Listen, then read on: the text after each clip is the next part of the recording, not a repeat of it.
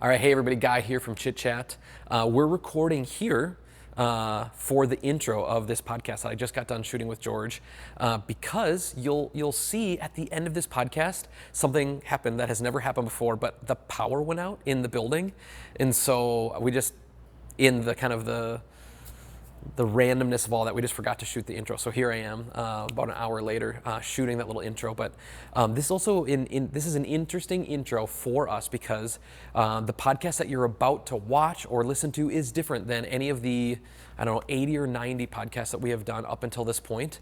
We're thinking about going a different direction with this. I don't know how long that will last, but we're just continuing to learn more about the podcast, about what we want, and we're trying to listen to what our community wants as well. But there's something fun about running a creative agency, and we think creatively about stuff, and we try to, we're constantly trying to learn and do fun and new things. And part of that is just because we're interested in it, and also we have the ability to do it. And so this podcast is new. George and I, we ate together at Bravo Burrito. Thanks, Lardy's, for letting us come and do that. And then we went for a little drive together, and then we ended at our building downtown where we normally shoot the podcast, and we just kind of went for a drive together. And this podcast is about central Minnesota, and so rather than like talking about restaurants that we'd like and some of that stuff, we went to one, and there's just something really, really fun about that. I think I also haven't seen the podcast yet, so but yeah, we're excited just to keep growing the podcast, and we're so thankful to all of you for continuing to listen and be a part of it. Legitimately, it means so much to us. This podcast with George was really, really interesting, really, really fun. Again, it was different in that the format has changed quite a bit, but I've known George a long time. George is 20, and I met George when he was a little boy. He sang in the St. John's Boys Choir. His mom and my wife were friends, and so I've known George for a while. And his dad, Tim, was a podcast guest, and so this was kind of fun, full circle in a few different ways, just because I've known George a while. His dad was on the podcast, but George is a chef and a writer, and he is living in Savannah, Georgia, doing some really cool things in food. And I think George's future is really bright. And he was willing, while he was home visiting mom and dad and his sister, to come and be on the podcast and do this kind of new thing with us. We talk about food. We talk about being a young creative in light of an old creative, and about being an older creative in light of young creatives. It's a really, I think, fun and interesting conversation. But yeah, thanks for listening. Thanks for going on this fun ride with us. We really hope that this new format of the podcast, A, I hope it turns out all right, which we'll find out in the edit, and B, we just hope you really enjoy it and continue to give us feedback. If there's something that you want to see, you should let us know. But again, we're so thankful for all of you, for listening, for being a part of this, and more than all of that, for being a part of our St. Cloud community, our Central Minnesota community, in a kind of way where it feels worth it to tell these stories. It's worth it to tell these stories because you're worth it. And so, yeah, just really, really thankful for all of you. Thanks, everybody.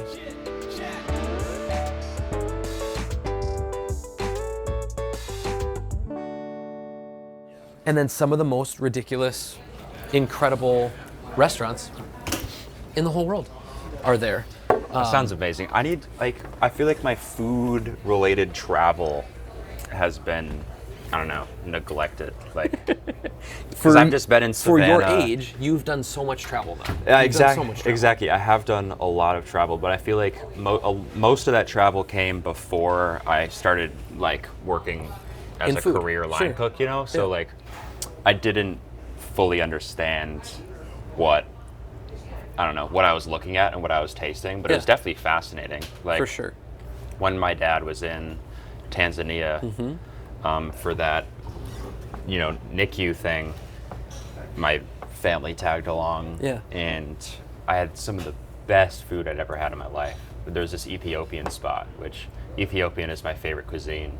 It's like the big layer of bread, and there's just, Anjeta. Yeah. It's, I don't know. Everything wheat. Everything I had there was insane. One of the best meals that I've ever had was in Tanzania. Yeah. Sitting at this little kind of hole in the wall beach cafe, and it was chicken and rice. Just a really, really, really simple meal. Yeah. But a perfectly executed chicken thigh and leg Yeah. And just like a really fragrant, awesome rice. Yeah. You know, some of that when you're traveling and eating, it's hard to know. For me, you know, as I'm enjoying something and thinking to myself, like, this is absolutely incredible, it's hard to parse out sometimes. Is my reaction to this dish, is it because of the environment I'm in? Is it like, is it what this last week has like felt like or represented? You know, I travel a fair bit for work, and so it's kind of fun. Like, man, like, it's just like, there's this fun excitement that goes with it. And so sometimes it's hard to know, like, am I putting more on this dish than I should? But at the same time, it feels a little bit like a placebo drug, right? Yeah. Like, who cares if it's not real? Like, exactly. if it's affecting you and causing some sort of outcome. But it is real because it's fascinating because they're doing things so differently. Like, we were just talking about chocolate and chicken, and how a lot of other cultures are embracing that pairing, and America isn't. Like, Africa is the same way. I feel like a lot of African countries have this really strict structure to how they organize dishes, which is protein, grain, perhaps a veggie, perhaps not, but probably not. It's exactly. But it's just chicken and grain, and chicken or pork or whatever, and it happens. You know, since you have such a strict layout for what you're doing, there's room to play around within that, and they've just mastered that combo. Yeah, it feels a little bit like jazz, right? Like, there are these. It's a music that often feels like it doesn't have rules, right? But it does have. But rules. There are parameters to it. There are absolutely these like really strict, regimented parameters, and then inside of that, you're dancing around. Yeah, and then even when you decide to break one of those rules, right? Like, even the few rules that are there, like, you have permission to break it. But there's something about the creativity that comes inside of constraint, which I think is really, really fun. For sure. They're throwing like, I love, and this is a very like African-inspired thing that I love to do, which is whenever I'm making rice, I love throwing whole spices in the rice. Like, people season rice pretty often, you know, salt, pepper, bay leaf, simple stuff, but like whole coriander seeds, whole caraway, even like poppy seeds, and all these things that, like, it's a textural thing, but it's like you're eating rice and you're getting the flavors, and then every once in a while you just bite into this explosion of, I don't know, like bitter, aromatic flavor. And that's something you really don't see outside of like that region. You know? I think in general, I was going to say there's so much that we can learn, obviously, from all these other cultures that have done really, really incredible things in food. I think that's true of everybody. I think that's the point of, like, when you eat your same thing all day, every day, like, it doesn't, I don't think it feels doesn't special, seem very special, you know? No. Like, when I eat incredible sushi, right, like, I'm just like, these few small combinations of flavors are so special. Like, like, every time I eat good sushi, like, my mind is blown, right? Right, because it's so few and far between around here. But when you are in Japan, you live in Kyoto, and you eat sushi multiple times every day, and it's the freshest possible, like, it's pretty, I think, you know, I don't know for sure, but my guess is that it feels pretty normal. And, of course. And then you're like, but have you ever, thank you so much. Lovely. You're back. Thank you. But have you ever tried, you know, mole in Mexico City? You know, like, these things that, like, you don't normally eat, they always, I think, feel special and different. I agree. All right, so here we go. We got more coming as well. Awesome. Oh my Some goodness. sauces. We have guac, we have queso, we have Thank salsa. goodness. These are mildest to hottest. Okay. I need to use every single one of these. Like an actual of sauce? I'll try it. Yeah. I think it's right. a special occasion. That's right. All right. So yeah, I got the pork verde and the chicken mole. Yeah. Both on the Baja base, which I think, you know, it's simple slaw, pickled red onion. Looks pretty solid. I'm very excited. I got the pork slaw. Sounds like yeah. it's obviously such a fun thing for a taco. And then I got their special right now, which is the chicken Baja. Yeah, the chicken bacon Baja. Yeah. Which I think what's fun about that is it's a fusion. Yeah, it's a fusion for sure. Of course, you would never find that taco anywhere. Yeah. But in central Minnesota, I bet. Exactly. You might That's a find very central Minnesota thing to do, and that's why we're here. And I bet it absolutely slaps. I bet it is so good. Yeah. And then, I don't know what all the sauces are, but I think we just kind of jump in. Yeah. Beans and rice. Then beans and rice, you gotta. Perfect. Okay, so for the travel that you've done, Yeah. and since being, I mean, your family just went to Japan, right? Yeah, I didn't go. Why didn't you go? Because I was working. Yeah, that's what kitchens are hard to. That's spicy. Wow. Kitchens are hard to get out of when it comes to scheduling. Like, it's kind of just, I don't know. Asking off is hard. Yeah. That's really spicy. Jesus Christ. Even for an awesome trip to Japan with your family? I don't know. I was very sad that I missed it because obviously growing up in Hawaii, like Japanese culture is such a big importance. Yeah. It was of big importance to like my food knowledge, you know? I mean, So it plays I such was a huge definitely role very in butthurt Hawaiian about food. it. I was very butthurt. My family went to Japan without me. And Maybe I was... maybe you guys should go again. Maybe you should you know tell what? mom and dad. Let's go again. I would need your help convincing them, but Okay. yes. All right. Maybe I should even say, like, George, welcome to the podcast. Yes. This is a different little take on the podcast. And We're about to eat. we're about first to of eat. all. That's We're a about to change. eat together, and we're at Bravo Burrito. This Yes. this podcast. In the year and a half plus that we've been doing it, really, it's about St. Cloud. Yeah. And it's about St. Cloud, and that it's just about the people that come onto the podcast, and those people are from St. Cloud. They're from Central Minnesota, and they're the people that are like doing really neat things in our community. And sometimes we talk about restaurants and stuff, and we thought it'd be just fun to kind of like start including Come to one, yeah. some of the fun restaurants that have shown up. And Mike Lardy, who owns this place, was one of the guests on the podcast, Yeah. which is super, super fun. And I watched that episode. Did I you? remember that Yeah, one. fun. Yeah. But this is a first in the, 90 or whatever podcast we've had. This is the first father-son guest. Really? Your dad, obviously. Did you listen to your dad's podcast? I did listen to my dad's. Yeah. It's funny. He can only listen to it in little spurts because he has a problem with hearing his own voice. Yeah, I get I think as all of us do. Here's the but deal. I made sure to tell him like that you did a really good job. So when I asked him to be on the podcast, this was, it felt, well, it was an interesting experience. So when I asked your dad, Yeah. I've run into your dad a couple of times out and about, and he's like, I was Right. just listening to you. So like your dad is like a real listener of the podcast, which is really, really Right. fun. Tim, Actual happy to audience have member. Yeah, happy to have you. And then when I asked him if he'd be on the podcast, I think he was legitimately disappointed because it felt the conversation I had with him was like, oh, it's actually not a cool podcast. If you're gonna ask me to be on it, it was like that He has such a hard time accepting the fact that he's a cool guy. yeah, he's so cool. Like- And so when It's ridiculous. when it came out, I texted the link to him and I said, I was right and you were wrong. This was a really Yes. really fun one. You guys had a great conversation. Yeah, I don't get the issue. I mean, he's a really fascinating, a really interesting human being. Yeah. And He has so much going on. Yeah. So I feel like I take a lot of inspiration, or I don't know, maybe just like I feel like I'm on a similar path as my dad, even though almost none of our career paths line up in any way at Sure. all. He's just such a busy guy, and I admire that about him. Yeah. Because I'm also very busy, and he has trouble like finding time for social stuff and finding time for all these things because he's so dedicated to what he does. Right. And I'm in a very similar boat, So Yeah. I feel like those people have a lot of stuff to talk about. when are you So, going to start running ultra marathons with your dad? I hope never. I hope that never happens. Yeah.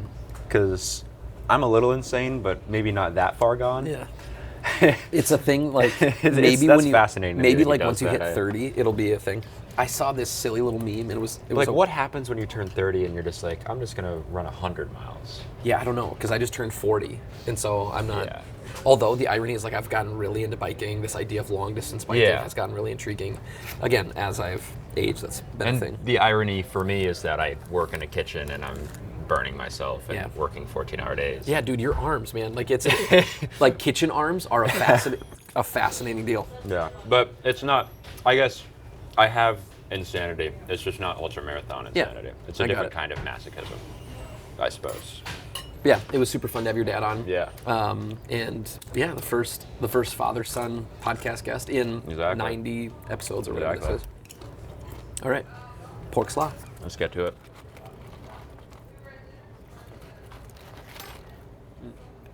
What do you think of this?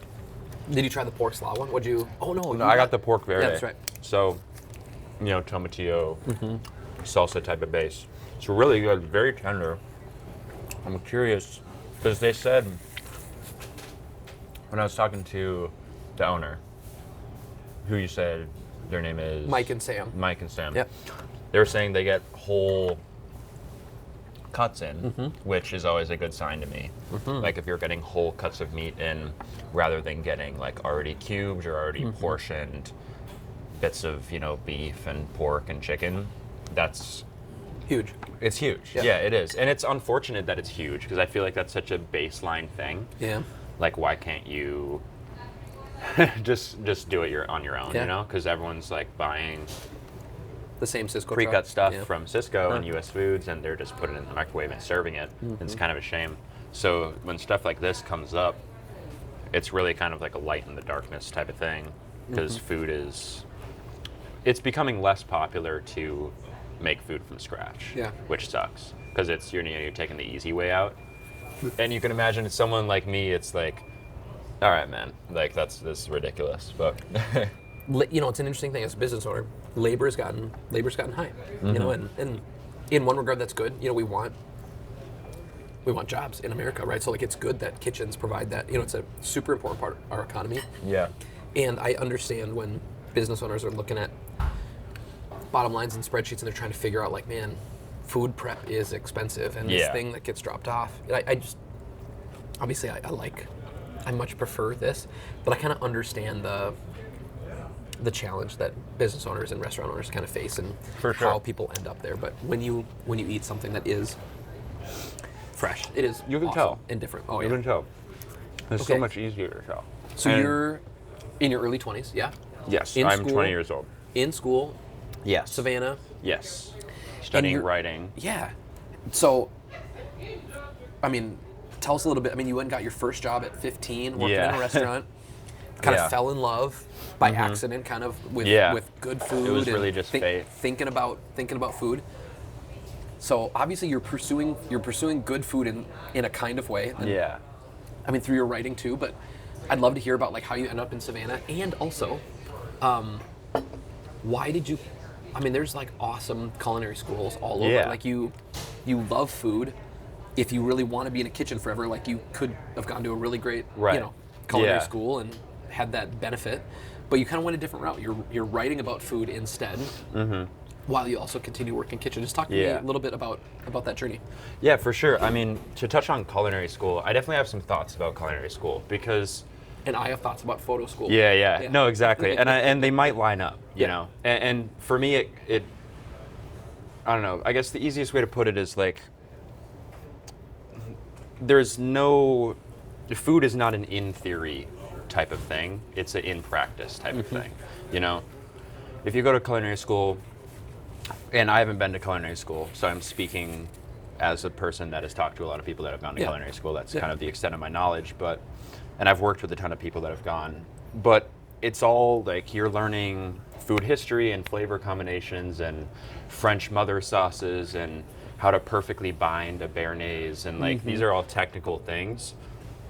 But when you really want to work in a kitchen, you have to, that's a thing that you can't teach, You just have to do it, and you have to be put through stress and get screamed at a little bit. Yeah, exactly. And it really, I don't know, it jades you, of course. Yeah. But in a way that makes restaurant world can be dark. It makes you a good cook, like it really does. Like when I started at 15 as a prep cook, little hometown New Orleans spot over in St. Joe called Crew, and Chef Mateo Maccabee, huge role model of mine now.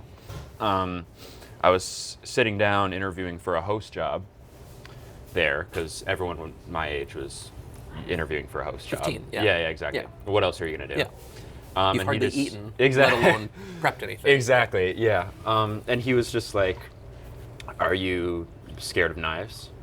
He asked me that question. And it's a good question. I was like, no, I use them pretty frequently because my parents are both kind of the foodie type, and they cook a lot, and I just kind of picked up knowledge from them. And I was like, it's not an impossible thing to learn if you're interested. Exactly. Right? Like, and if you're around it. And lots of people want to talk about food. And so it's like, there are people that are willing to like give you information about it. You have to be interested, and you have to be willing to like dive deep. Exactly. So that was kind of me, like, and I think part of it was we were moving around so much when I was little. Like, some of my first foods were ikura, salmon roe, sushi, and just a lot of travel probably added to that, just because I had seen a lot of kinds of food, so that probably added to my interest. But so I started at that spot, Crew. The next week, a week from that interview, I was in that kitchen cutting collard greens, making crab cakes, dicing up ham for gumbo and jambalaya, and red beans and rice, and all these dishes that I hold super close to my heart now. At the time, I was just there so I could pay for a car, And I started off, and I was like, all right, I'm making money. I'm going to buy my grandparents' Honda, and just so I can drive to school and all these things. And then I ended up on pretty typical 15-year-old kind of deal. Exactly. I wasn't thinking about a career at all, let alone a career in cooking.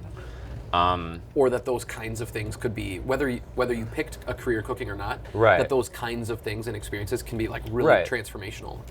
I was at a point in my life where there was no part of me that was, I don't know, looking towards the future. I was just kind of living where I was at, which I was a sophomore in high school, so that's what you do. Then I ended up on station for the first time, which was garde manger. Garde manger is the station in a kitchen that does salads and desserts and anything cold. If there's an oven in the back next to the station, some hot things like bread, but it's usually very simple stuff. It can get stressful. It can be a busy station, but a good place to start. It's typically when you're starting. Every kitchen I've ever worked at, you start on guard, show off what you can do, and you work your way up. So they put me there. It's kind of one-off. See what George can do. And I loved it, and I did a good job. I was able to manage the stress of, hearing tickets come in and all these things, and, I was doing that, and then 2 years later, I ended up the lead line cook at that place. That's fun. So it was really just a quick transformation, but I found myself swallowed by the culinary, commercial lifestyle so quickly. And I learned so much in those 2 years that, I was already doing things that people would go to culinary school to do. You know what I mean? So I figured I'd just continue along that path. But I think culinary school can be a cool option for people that want to learn how to cook. What percentage of success or longevity in a kitchen comes from knowing and understanding food? And what percent comes from being able to handle the pressure? Because you could love food, you could be brilliant, you could have an awesome palate, blindfolded, taste test anything. You could have that. And if you can't put up with pressure at all, like you're just gonna get bounced out so fast. But you need both of those. But which one do you think? Like, where do you think that percentage line is? I think, honestly,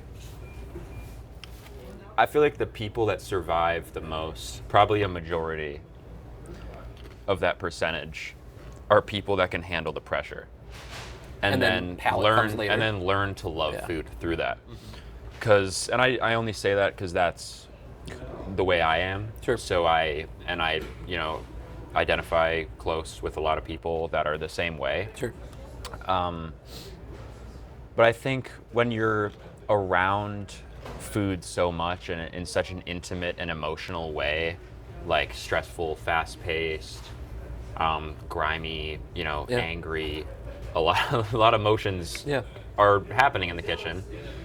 It's hard not to fall in love with it, because it just becomes a part of your emotional being as well as like just your means of making money. So I think a majority of people that last a while are definitely the type that can handle that stress.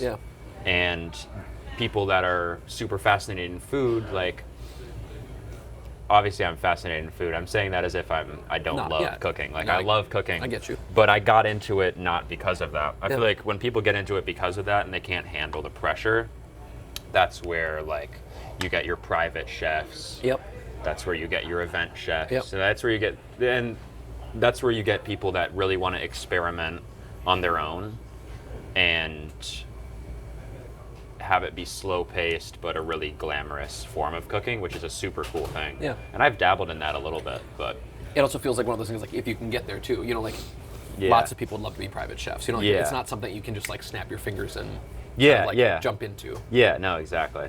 You have to be very skilled, and you have to be very, I think that's a very culinary school thing as well, because you have so much knowledge of just the information behind all these things that you can explain to these people you're cooking for. You know what I mean? I'm typically behind closed doors. Yep. So it's a beautiful opportunity for me to be able to talk about food like this, because typically I'm at a station, super hot, super loud, getting talked at by 4 people, and I've got a ton of things to put on the plate. Yeah. And my knowledge during service, like, I know so much about the technical sides of food and flavor combinations and everything, but during that period, it's really just speed, efficiency. Yeah. How do these appliances work to my advantage? How can I use my space to my advantage? Like, it's a very different style of food knowledge when you're pushing food out, you know? So at the restaurant that you're at now, remind me what it's called? The Gray, down in Savannah. In Savannah. Like, do you ever take shifts, like front of house shifts? Like, is there ever any of that, like, cross training so that, like, you know the stress of the back of house, right? Yeah. But obviously the servers that are out front, like, they're dealing with their own kind of stress. Yeah. Do you ever, like, do some of that just so you can experience both sides of it, and so, like, you understand better? Yeah, I had once. And it was because at the Gray, which I think this is a great thing to implement as part of the training process. Just the FYI, I'm about to bite in to the bacon taco. You're good. Yeah. All right, you got to give me a review. But as you're indulging, part of the training there was you do a shift in the front of house. Just to see where As the a food host, is. like, Like you're training with someone, so like you're not alone. Like I kind of was bouncing around with a host and with a server and with a back server, with a food runner, just kind of seeing where the food is going. Yeah. Or where the food would be going after I was cooking it. And it's such a different world. Like in the same way that servers say, like, oh, I'd never be able to handle the stress of the kitchen, like, I'd never be able to handle the stress of having to interact with so many people. Sure. And, you know, that's a different type of pressure, but it's still pressure. And I feel like I wasn't made for that world. You know, there's, like, in the industry, there's those two types of people. Yeah. And I certainly am not the front of house kind. Yeah. Just because I feel more comfortable, I don't know. It's not in solitude, like you're with all these people, but I don't know. You're responsible for yourself and not a bunch of tables of people. The restaurants that I worked in, it always felt like there was this constant raging battle. And it wasn't against the night, it wasn't against the rush, it wasn't against the new menu item that maybe needed a little bit more time. This raging battle was against the front of house versus the back of house. They each have such drastically different needs. So, you know, so drastically different in so many ways. And because the needs were so different, they fought each other, you know, and like there was like this war all the time between servers and chefs. And it always was like such a bummer, because like the only people that lose in this like pretend battle that we're fighting is the customer. You know, like our guest that's sitting out there, there's no way that they can win. Waiting here, paying. Yeah. Yeah. They got a babysitter. They haven't been out in weeks, maybe months. You know, like they're just hoping to have like a really nice time. Yeah. And again, even if you can keep that fight just in the back of the house, you know, like there's just no way that their experience is actually bettered by that kind of thing. And so even as a young guy, I kind of dislike. You notice those things, yeah. I think, and I'm really happy that that kind of dynamic has almost it's obviously not gone, but the restaurant industry has gotten less brutal over time. Well, that's really good.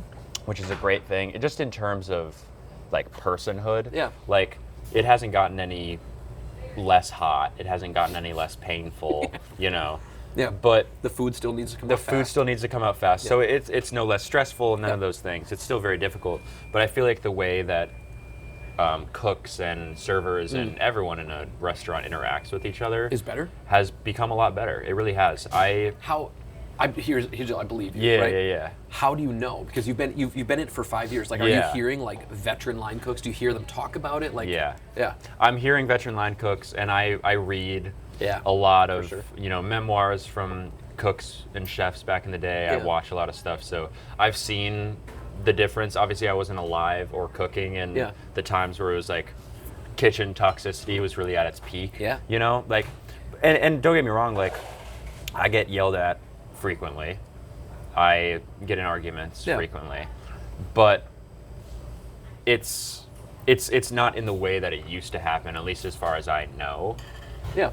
Because, I mean, things have gotten a little more civil. Yeah. I would say, especially between servers and back of house. Like, I find myself being friends with servers. That's cool.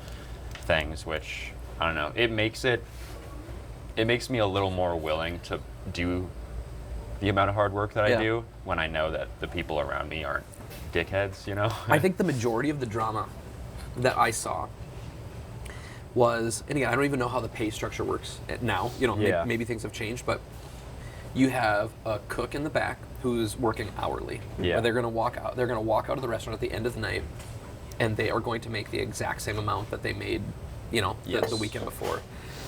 And you've got a server that doesn't really know anything about food, but because their skill set is maybe a little more outgoing or whatever, they're gonna go out in that same shift and they're gonna make a ton more money. Right.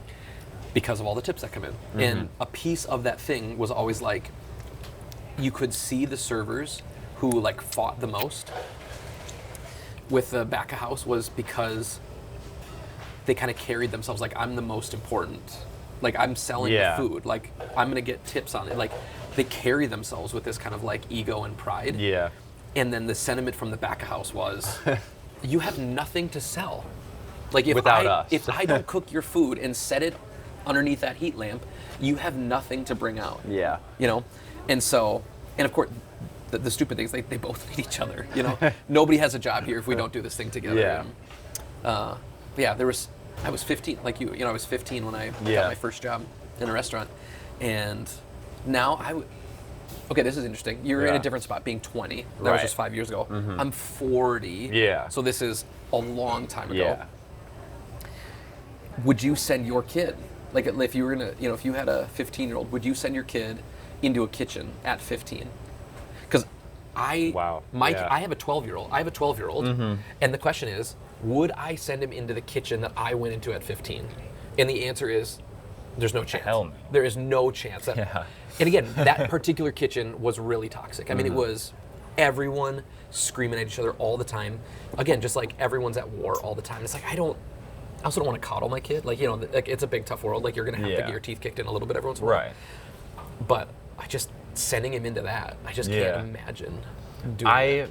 You know, I couldn't imagine in it either, honestly. I feel like being in a kitchen at that age was very important to like my personal development, just as a guy, you know, just as a person. Like, I learned so much about myself in the kitchen, because people in the kitchen, it's very brutal and very tough, and you meet a lot of brutal and tough people, but they're also some of the most genuine people you'll ever meet, and the most, you know, people you're able to talk to and vent to about things. And I don't know, I feel like as important as having those types of people, like, would I put my kid into that world? 15 is young. Probably not. 15 is young. I was 15 and I was already surrounded by everything in the kitchen, which was, you know, not only the food and the pain, but the substances and the life outside of the kitchen as well. like, I don't know, it definitely had a weird influence on my life. Happy it did, because I ended up who I am now. But there's a lot of like trials and tribulations that being a cook takes you through. You know what I mean? It takes you through a lifestyle that isn't exactly favorable, you know? So I don't know, that's a big question, because would I want my kid, because I'm proud of who I've become, you know? Yeah. So like, would I want my kid to become a person like me? Yeah, maybe. But would I want them to go through the kitchen life? It's so interesting. I don't really know. When you hear people talk who have amassed some amount of like success, you know, you hear like famous people talk about this. They will tell you that they got to where they are because they went through the absolute ringer. Like their life was hard. Yeah. And like it caused them to work in a kind of way that was different. Yeah. And now they're here at the top of their industry, at the top of their field, and every last one of them is trying to like nerf their children's lives in a kind of way that protects them from all that stuff. Yeah. But there's this weird thing of like, well, they're not gonna have any life experience. How do you get to the top of some industry or profession or field or something without walking through some of that? And it's child abuse to like intentionally inflict that kind of turmoil against your children, hoping that it works out and that you become successful. Yeah. It's ridiculous, but it's... Parenting's weird. Yeah, no, exactly. Yeah. I'm very grateful for my parents in the way that they let things happen, you know? Yeah. My dad's in the military and he's a doctor, so like we're all right, like we're set off, you know? But they still allowed me to live a life outside of what they were doing, you know? Like, I feel like a lot of doctor families, military families, like they want their kids to follow in the same exact path, but they definitely allowed me to experiment with what I wanted to do, which was really important to me. And they definitely didn't like make things so easy to me that I, just didn't learn anything. You went to work to go get a car. Exactly. That's a really cool thing. Yeah, exactly. Really and cool now thing. that the fact that I had to work to go get a car is the reason why I've dedicated my entire life to this one, this one thing, this one room, which is a kitchen. Yeah. I had the head dishwasher at one of the restaurants that I worked at. We were in the bathroom at the same time. The only bathroom was like the main bathroom, so in there quick, I was actually wiping the sink and stuff down, and he came in, and I remember it was St. Patrick's Day, and he came in, and this guy hated me. I don't no clue what I did. I always tried to be nice to him. Yeah. And I said, "Happy St. Patrick's Day," and then I said his name, and his response verbatim was, "I'm going to bash your effing skull in." This was his actual response to Happy St. Patrick's Day. Yeah. And I was like, You meet people like that, man. The level of anger that you have is just absolutely... With the world. Yeah. And then that night... And with you for saying that. That night, me and my buddies hung out, stayed up late, and we stayed up late, and we wanted to go get some breakfast, and so we went to IHOP. IHOP was new in St. Cloud at the time. Okay. And there was I'm talking, we're in there like at midnight or 2, or, it's late. I'm I think a senior in high school. And there was this kind of, it's me and 4 or 5 of my 18-year-old buddies, and there's a woman in there who's the manager. She's old enough to like be our mom. She's probably like 50 or whatever. And she's got nothing else to do. So she kind of like hangs out. We're kind of like laughing with her. She's like, "What are you guys up doing tonight?" We're like, "We're just driving around. We're having fun. We're laughing." Just like buddy stuff. Yeah. And she kind of hung out. We laughed together. And then she asked, like, do any of you guys work? And I told her where I worked. And she says, "Oh." And then she asked me some really specific names of people. She says, "So do you know so-and-so, so-and-so, so-and-so?" And I was like, "Yeah, I work with all of them." And she said, "Oh, interesting." And then for some reason, I opened my big dumb mouth, right? And I just told her what had happened to me earlier that day. With the St. Patrick's Day comment. And and before I said it, I said, "Do you know so-and-so?" And she said, "Oh, no." And I like believed her, like she wasn't gonna lie to me. She knew everybody else that I worked with, but she didn't know the dishwasher. All right. And I told her the story. Like, "Man, work was hard today. Yeah. Like I've been trying with this guy. Yeah. And I've been trying to be get nice. along somehow. Yeah. And once he said that to me, I said, dude, we work together. Like, we're trying to do the same thing. Like, we have to figure out how to, like, get along. Like, and he just, like, swore at me, mumbled, and left. Yeah. Anyways, I tell this woman that whole thing, and then at the end of me telling her all about it, I said, are you sure you don't know who this is? And she said, actually, he's my son. I was like, oh my gosh. What? Yeah. And then I found out later, I didn't know, but the head of the kitchen, the head chef, was this woman's wife as well. And so I thought I'm gonna lose my job, you know, like this whole thing. And I just start like profusely apologizing to her. I'm so sorry. And she's like, you don't have to apologize to me. She said, I know who my son is. And I was like, ooh, mom burn. Yeah. Anyway, kitchens are hard. But there's a lot of life lessons. Yeah, exactly.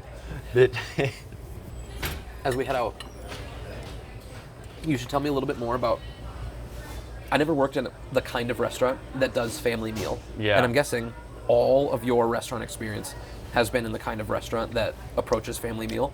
2 of them, yeah. 2? Yeah. Okay. So you worked in St. Joe. You've worked at the Gray in Georgia. Where else have you? Alligator Soul. Oh, yeah. Was in Savannah. And was that your first one when you got to Savannah? That was the first restaurant I worked at. And that's the... Dude, are you good? One of... Yeah, I'm set. Story is the driving force for us here at Switchboard. Story is also the reason that Chit-Chat exists. We tell stories of the people around us through photos, videos, branding, and websites. Story helps us find meaning, and it draws a community together, and we would love to help tell your story. You can find us at www.switchboard.mn. We would love to meet you. We'd love to talk with you and learn more about the story that you are trying to tell and how our story-driven marketing tools can help you communicate better. Can't wait to talk to you soon. And again, I've never worked in that culture before, but it feels like this like awesome sacrifice of time. Yeah. Like there's no time. It always when you hear about it or see it, it feels like there's no time for like doing family meal. Like we can't sit down. Like there's meat being braised and there are stocks that are reducing. Yeah. And we need to sit down for 20 minutes and do this thing together. It feels that kind of like ritual of that thing seems fun and important and maybe that's one of the reasons that your experience has been better anyway, is because of some of this stuff that's kind of like built into the cultural side of that. Yeah, no, exactly. Whereas the restaurants I worked in, there's never any of that at all. Yeah.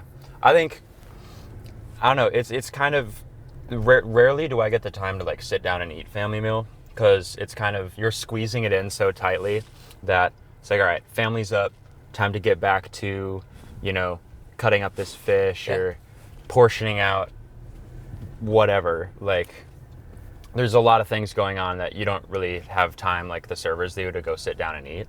Yeah. But it's still, I don't know, it still feels good to provide a little bit. Yeah. You know what I mean? I get like, and then, like I said, that's probably why I'm close with servers and why a lot of the cooks at the Gray specifically are very close with servers, because we put a lot of effort into family meal there, and it is like a daily thing. Like, at the other restaurants I've worked at, like, family meal was like a part of, like, we would think about it sometimes, but the shifts were shorter and family meal wasn't quite as necessary. But at the Gray, it's a very, like, I don't know, it's a very important thing, and we put it kind of on the pinnacle of importance. That's cool. During the day, which is, it's funny that I don't even like eat it all that much, because I'm just cooking it and then I got to get back to work. But so when you think about like awesome food memories, like experiences where you got to eat something that was really, really special, like, do you have a couple of those that you think, man, that I'm chasing that bite. One more time. I'm chasing that experience, or do you have some of those? I do. And a lot of them come from when I was young and traveling with my family, before I had even started cooking. And, I think the reason that a lot of those memories happened when I was young is because now I look back on it and I'm like, okay, no wonder I ended up being in into the food industry, you know? Yeah. Because it's like food was so important to my life without me even knowing it. Yep. But yeah, I remember, so growing up in Hawaii, I was there in Hawaii for between when I was 2 years old and 8 years old, I believe. It was like just a small 6-year period we spent there. Well, not small, but my dad was stationed out there at the base, and we just lived in a little neighborhood. And there's this sushi place. It was one of those conveyor belt sushi spots. Yeah. But it was actually like a really high quality sushi spot, kind of down the road from where we live. Conveyor belt sushi, if you've never experienced it, sounds like it's like the lowest. The lowest. This is gas station. This is gas station sushi. And you know, it can be like a lot of places approach it like that, but this spot was like, it was a very bright room. It was very, like kid-friendly type of place. Yeah. But the sushi was super high quality. But yeah, I remember I looked at the menu and, I was probably expecting to order like a California roll or something. And then I saw ikura and tamago on the menu. And I believe I was 5 years old. And I'm only saying this because my parents have told me the story. But tamago is like a sweet egg, like steamed egg, custard on sushi rice with seaweed. Almost like an omelette-y. Yeah, exactly. Sweet omelet. Very sweet, yeah. And then ikura is salmon roe, so salmon eggs on rice with seaweed as well. And I had never had either of those things. Neither had my parents. And server comes over and I'm just like, ikura and tamago. And the server walks away and my parents are like, sorry, what? Like, what did this kid just order? Yeah. Like, I didn't even know what I was ordering either, but I don't know. That bite of the ikura changed my life, and now I eat ikura every time I go to a restaurant. Yeah. It was a big deal to me. Real quick question to our camera guy. Oh, hello. We're blinking up here. Any ideas what's going on here? I believe that means it's recording. The screen will just turn off because it's conserving battery. Yeah, that's my understanding of it. Okay, great. Cool. I'm trying to think of another food memory. There's so many that it's hard to pick. Is that one to talk about? But is that part of why you're starting Blunt and writing, like capturing these and like do you want to talk about your food experience? Do you want to talk about helping people understand the life of a kitchen? Like, what's your goal with it? I think helping people understand the life of the kitchen is a great way to put it. More so from like a personal level. Like I talk I use I, me, we. Like I'm talking about personal experiences I've had. A lot of the time. Other times I'm just writing articles about the history of an ingredient or where this dish comes from and why it came together. So some of it is more like objective, general stuff. But a lot of it is really, I feel like food writing and food criticism is a very like external thing. Like it doesn't get into the kitchen. Yeah. It's very much just like, this plate looks pretty. I like the way it's organized. The flavors are great. Yeah. People are analyzing the atmosphere, the wine pairings. My chair was appropriately pushed in when I stood up. Yeah. No, exactly. And I feel like there's a lack of representation of what's going on in the back when it comes to food writing specifically. Dude, this is a piece of that like front of house, back of house dynamic. No, Again, exactly. Of just like what it takes to actually get the food out and what it looks like. And no one's seeing that really, like, because most kitchens are closed kitchens, and like I worked in open kitchens where you're kind of out in the middle of everything and people can see you, but you're still not the center of attention. The food is. But I'm a very process-oriented person, and my audience for the magazine are also like process-oriented people that are interested in how their food got to their table. Yeah. Not only, through all the craziness in the kitchen, but also where is the farm that it came from? How did it get transported here? How was it preserved as it was transported here? And how do the seasons play into that? Like there's so many things that I feel like are disregarded when you're eating. And I try not to disregard them.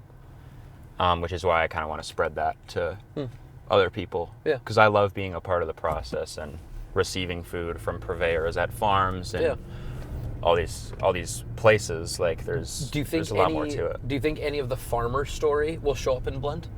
I believe so. I actually have plans to go out to a farm pretty soon called Bootleg out in South Carolina, pretty close to Savannah. I believe it's like an hour or so drive, and they do chickens, goats, cows. They make a lot of cheese, like really authentic feta out of their goat's milk and stuff. Cool. So I would love to learn a lot about that and write an article about it, because I know how to use all those ingredients, but Where they come from. yeah, where they come from is a very different, story. So Do you need another cup of coffee? I would love a cup of coffee. Preston, you want a smoothie? I like smoothies. Okay. You know me. What are you drinking? Just give me a black house coffee. Yeah. It's cool. Could I get a light roast, please? Yes, sure. Cream? No cream. No cream. It's cool.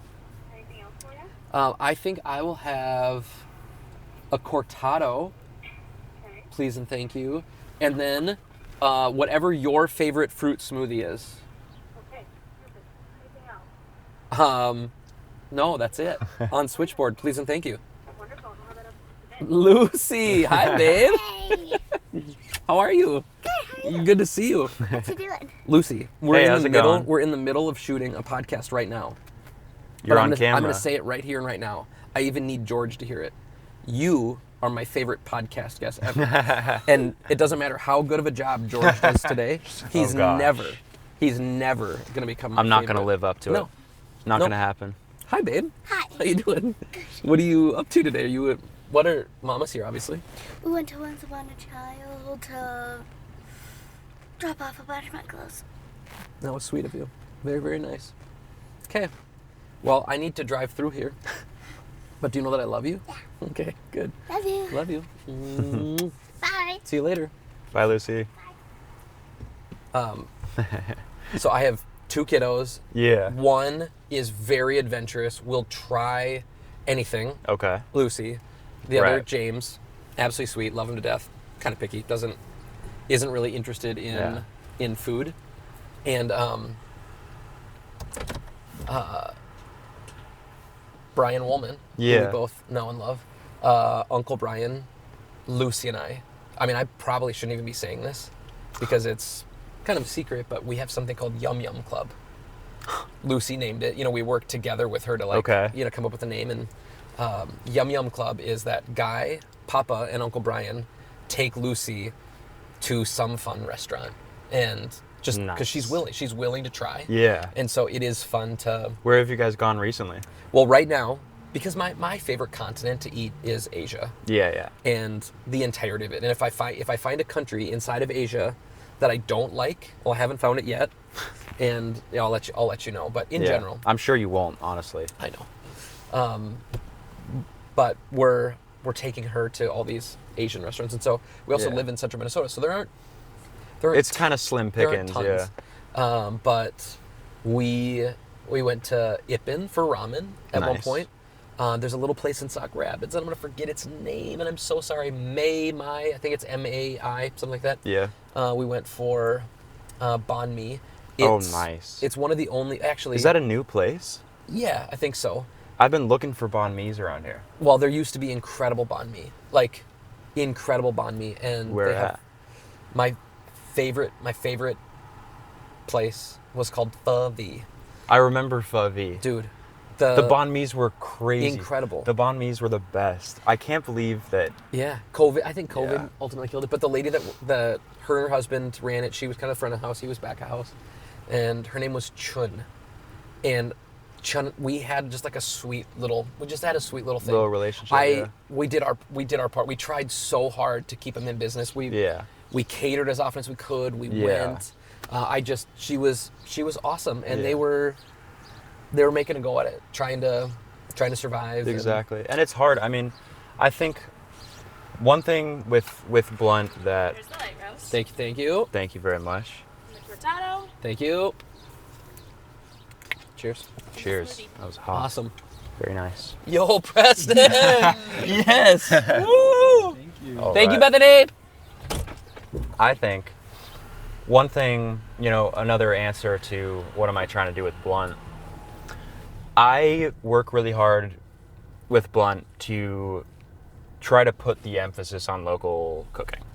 Local businesses, places like Fuvy, Yeah. obviously, the equivalent of that out in Savannah, those types of spots. Is Blunt going to be, is it a Savannah magazine? It is a Savannah magazine, Okay. yes. So then you can't leave Savannah. It's not like called a Savannah magazine or anything. It just happens that all the contributors, including myself, are, from Savannah. So at this point, it's a Savannah magazine just by association, Yep. But I definitely wouldn't be opposed to it becoming a broader thing. And in fact, I would love for it to become a broader thing.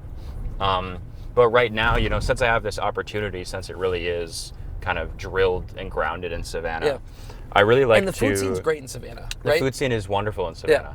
Not huge, No, but it's kind of deep. Yeah, and it's deep, and the hugeness of it is unfortunately, like a lot of restaurant groups, a lot of corporate-owned places that, tourists That tourists feels come everywhere, in. though. Exactly. I mean, like St. Cloud. We just.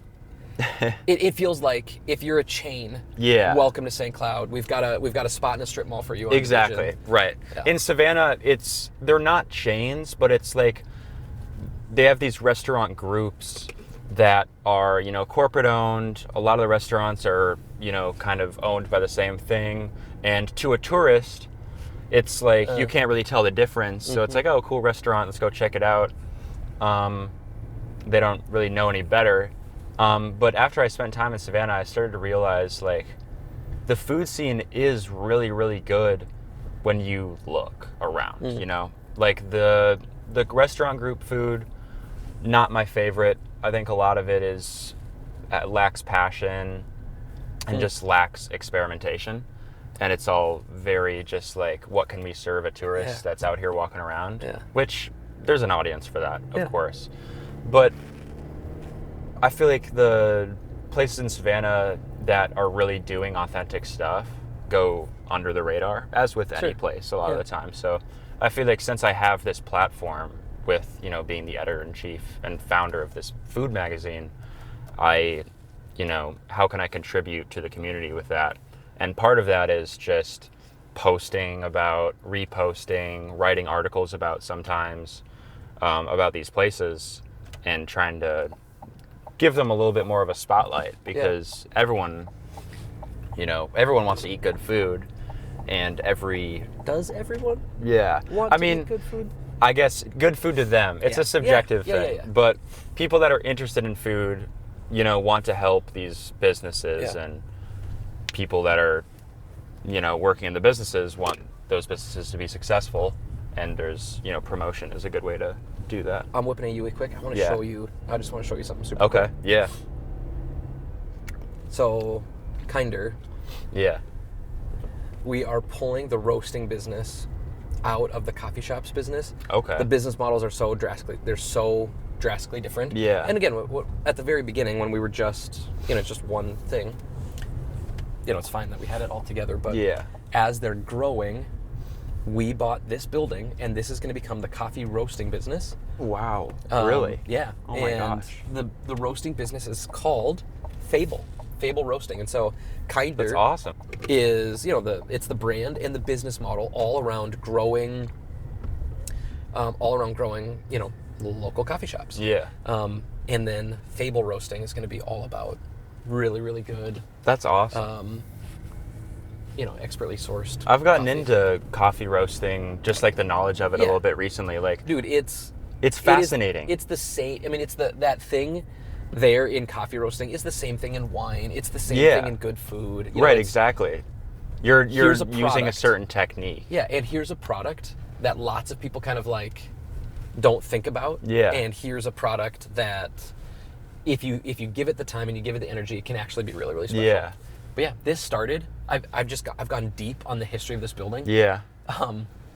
This started in like 1936. It was called the Fourth Ward Meat Market, and Jeez. it ran the Fourth Ward Meat Market was in existence before, and then it ran until like the late 70s, maybe even 1980-ish, and they closed.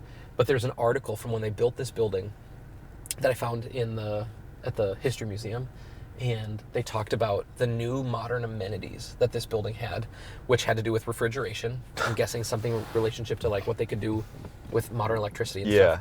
And the main amenity was they came here because they had parking, because there were cars now. And so just like learning about this building. That's fascinating. Yeah. Learning about this building and what it was. That's amazing. I mean, it started its life as food. You know, they were manufacturing food in our community. So it's built for that. Yeah. You know. And we're kind of, I mean, obviously coffee and, you know, cows hanging up in the back. It's different, but there is something fun about like it's going back to being a manufacturing space for food in our community, and that's super cool. Yeah, really, really excited about it. Yeah. But when I got into coffee, I mean, admittedly, I got into coffee because I work in a kitchen. And you needed the caffeine. I needed an undiluted cold brew to start my day. Yeah. But coffee roasting had become interesting to me because I pitched an article to the newspaper in Savannah about this coffee place called Savannah Coffee Roasters. Okay. And they, you know, obviously roast their own beans, and they have like the cafe part in the front. Yeah. So it's similar to the way Kinder looks right now, actually. Yep. And I ended up writing an article for the newspaper about them, where I went into the back, kind of introduced myself to the coffee roaster, and just asked him, can I come in one day and just like learn to roast coffee with you? I'm kind of an amateur journalist at that point in my life, and I just went for it. And in the time that I spent there in that roasting room, there's like a little shed behind the cafe area. I learned like it's incredibly similar to cooking, like the terminology they use, the slang, the the process, taking notes on things. You know, like the Maillard effect of when the beans turn. Like that's the same thing happens on a steak when you're putting it on. You know, it's the language is there. Like they're even like they rest the beans. You know, you rest the beans after they come out of the roaster, and you do the same thing with, you know, pork and all these things. Like, I don't know. It was eerily similar, and I was like, I have to write something about this. It's fun. Yeah. How many? Okay. Shoot. So Blunt has been. I mean, it's been a digital zine. Yes, it has been digital. For how many episodes now? It's been a digital zine. Shoot, got coffee coming out the side here. Oh, bummer. My bad. We've been bouncing around. No worries. So it's an exclusive right now, as of now. It's an exclusively digital magazine, and we release articles on an unscheduled basis. Just, you know, little narrative peeks into the kitchen for people to read. We do photo shoots and post about them. So as it stands, it really is just an online art project, as you might say. Yep. But we just announced a week ago our print edition is coming out in the fall, late September.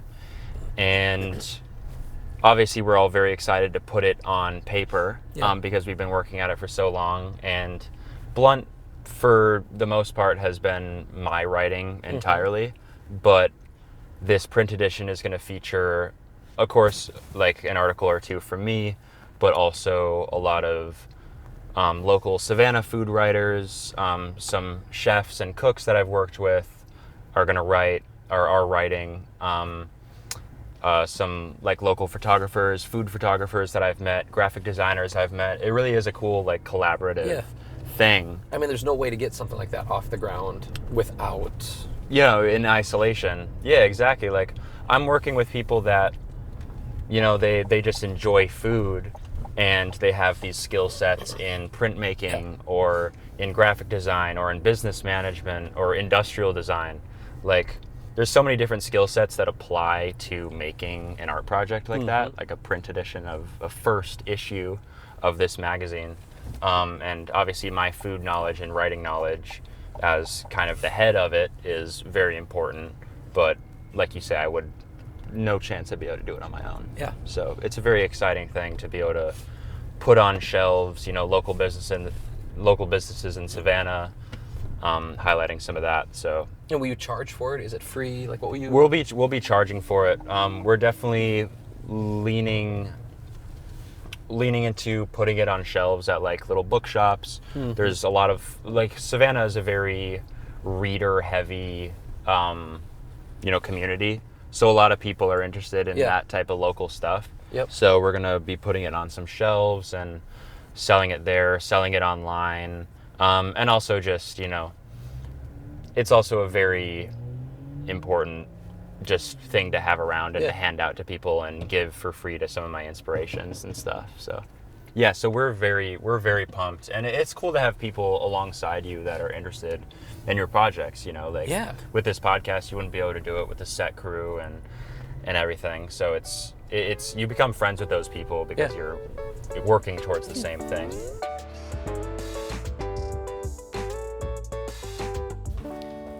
So this new iteration of the podcast, which thanks for coming on and of course. I'm happy to be a part of the new age. Yeah. I mean, it's been a riot. We absolutely have loved this. But it's fun to But this is a beautiful space, by the way. I mean, this is a basement. Yeah, this exactly. is a basement, but it's a cool basement. Thank you. I must say. I like that it's dry. So many of these basements down here are a little gross, a little wonky. Mm-hmm. This one's pretty good. All right. I mean, first things first. We gotta snap a picture. Where should I stand? I mean, how about you pick? Do you want plywood or do you want old granite? I like the look of that. I love this basement. Let's get you some old granite. Style. And then you get to pick where you go. I mean, Where's my dad at? Yeah. Where did he's right here. Hawaiian shirt. Now he said that's his favorite Hawaiian shirt. Okay. Yeah. He wears that a lot. He has at least 100 Hawaiian shirts. He said there's a handful. Yeah. 1, 2, 3. Okay. Perfect. Okay. Well, we'll at the end, once we see how it turns out, you can put it in. Post it up somewhere. Yeah. Awesome. See Brian. Brian Woolman's on here twice, which is kind of episode 1 and then episode 53. He was kind of like the start. Oh, he was on 2. Yeah. So he was the very first one, and then he was the start of year 2. Wonderful. Yeah. Where did you used to shoot it?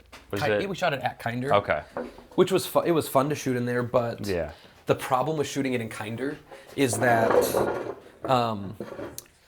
the coffee shop doesn't close until 2:30, and so we couldn't start shooting. Until the coffee shop closed, and so the shop would close, and then we would just run in trying to get everything set up, and it just proved to be a lot. Don't look at your picture yet. All right, I can't help it. Okay, so you're getting ready to launch Blunt. I am for indeed. the first time in a printed form. Yes. What do you hope it turns into? What? Yeah, I hope, at least with this first printed issue, of course I hope that it spreads the word. I hope it gets around, and I hope that it's a good, tactile way for people to interact with the magazine, which as it stands right now is an online magazine. Mm-hmm. But I also hope it's a reflection of what I do in the kitchen, and I hope it speaks for cooks. You know what I mean? And obviously our audience there's a lot of buddies of mine in the art world that are very interested in it because it is a very art forward magazine. We have a lot of very cool, interesting graphic designers. One of them, Sam Prater, is a really close buddy of mine, and he's kind of the head graphic designer of everything, and he likes to take it in a very abrasive, color, art forward direction, which is super cool for the process. And then my buddy William, who he's like the product manager. He works on more of the business side of things, and he helps get everything onto the page physically. He helped us find a printing press. He helped us, and he's also just a great designer and a really cool visionary that I consider, a best friend of mine. Mm-hmm. As And a guy it's- who started a creative business with his Yeah. buddies, like I'm kind of a fan. I Exactly. think it's a good. Yeah, no, exactly. good And life. so it's really the three of us that have kind of brought it up from the ground. Obviously, I started it. I started Blunt as my own little personal blog not quite a year ago. It was in November of 2024. I started it, and I was just writing weekly articles about the kitchen life. Yeah. And about the local food scene in Savannah. And, soon enough, people wanted to kind of hop aboard and help out. Yeah. And that's how it's reached, this production point that it's in now, where we're starting to put things on the page and we're starting to gather things from other writers. And I'm really happy with how it's turned out. And, having this collection of minds just working together on it makes it very artistic and very intimate and very interesting. And it is about the kitchen, and it is for cooks, and it's for people that are in the industry. But the art side of it helps make it interesting in general as well, So I hope that it connects kind of the food world and the art world in a way that it has connected, because food is of art form. Yeah, 100%. But I like to think of Blunt as a lean into kind of that juxtaposition, that two-sidedness of food, where it's very grimy, it's very hands-on, very process-oriented, but it's also an art. It's also a beautiful thing. It's also a thing you need to survive. And there's a lot of stories to tell about it as well. Let's just say hypothetically, you get done with school and you're still writing for Blunt, and it really starts taking off, and it's like, man, this is my career could be writing for Blunt. Yeah. How do you navigate the thing that you're building right now is a magazine, like from a cook's perspective. Like it has insider knowledge. It's about what's happening on the inside of a restaurant. There's like kind of a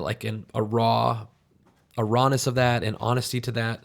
How do you do that if you can't stay working in a kitchen?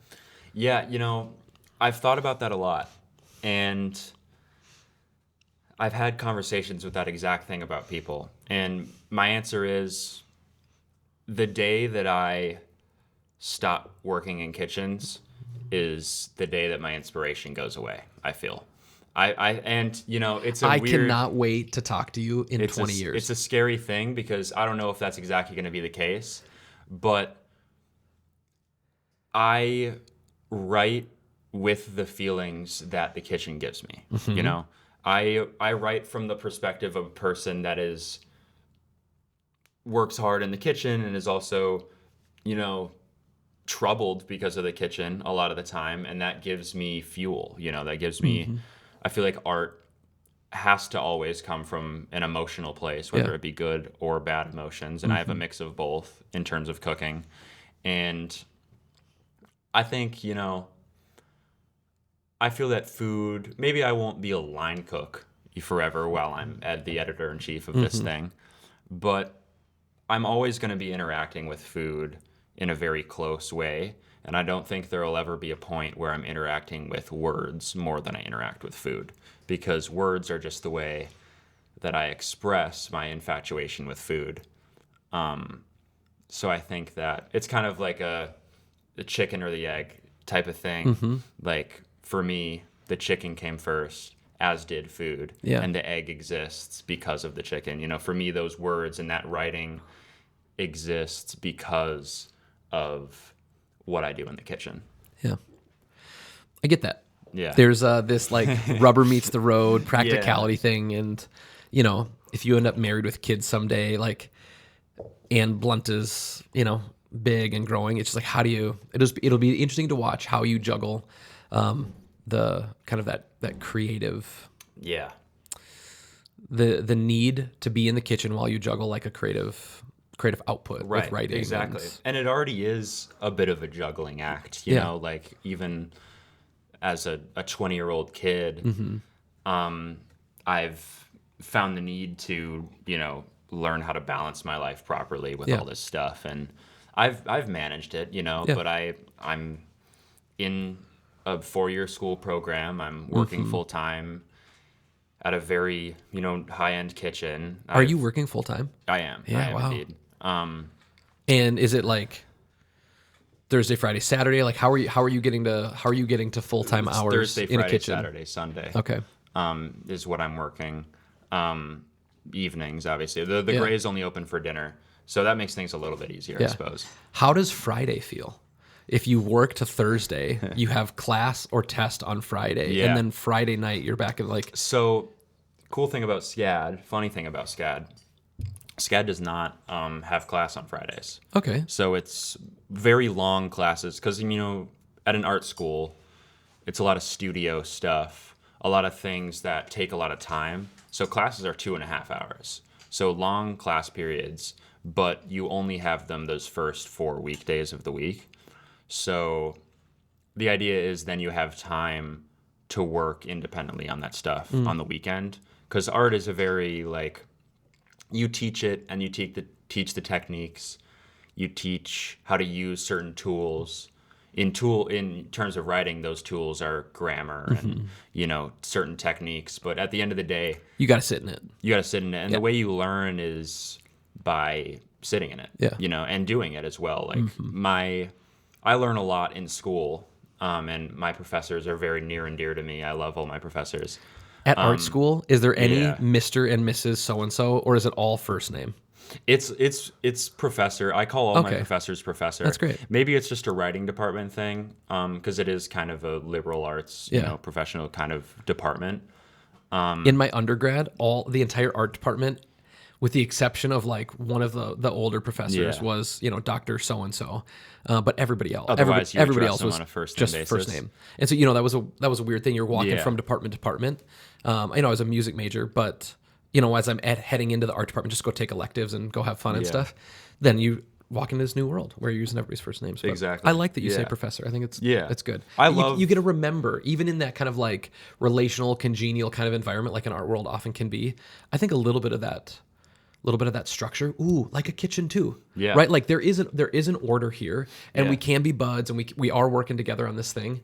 I think just remembering a little bit of that hierarchy is not a terrible thing as you're learning. No, yeah, that's interesting you bring that up. And yeah, I love, I call my professors professor, and because I'm being educated, Yeah. and I'm very grateful for the opportunity to be educated and to gain all this knowledge. But in the kitchen hierarchy is an interesting thing that, I don't know, it's you address people as such in a respect Yeah. type of form, Yeah. To me, it's my minor at SCAD is art history. Mm-hmm. So, and recently we were learning about societal hierarchy for emperors in ancient China. Mm-hmm. And it was funny when we were learning about that. I saw a similarity between the emperor status in in ancient China And a head chef? with the status of a chef. Yeah. Not in a bad way at all. It's just structurally interesting because there is a hierarchy in a kitchen. And structures work for a reason. Of course. Yeah. Yeah. And as long as you respect the people above you and below you, Yeah. you're Good point, exactly. Yeah. So in the kitchen, for those that aren't familiar, you have your executive chef, who is in charge of. Sometimes they own the entire business. For example, Mateo over at Crew, him and Aaron are the executive chefs, and they are also owners of the place. There are some places where there will be an owner, and then they hire an executive chef to manage the kitchen, and that's a very different dynamic. And there's also head chef. I have an idea, but I have no idea how to run that business. Exactly. We And come together. Sometimes it's a duo, Yeah. joining forces sort of thing.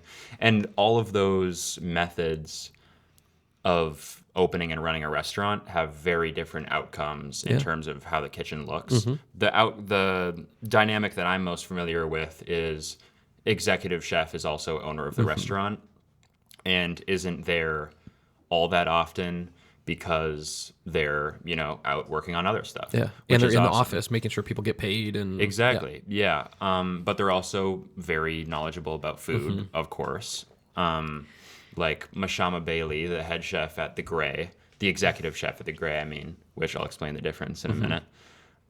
She's not there all that often because she's this big this celebrity chef that, is working with American Express and is working with Delta and has a documentary about her on Netflix and Chef's Table.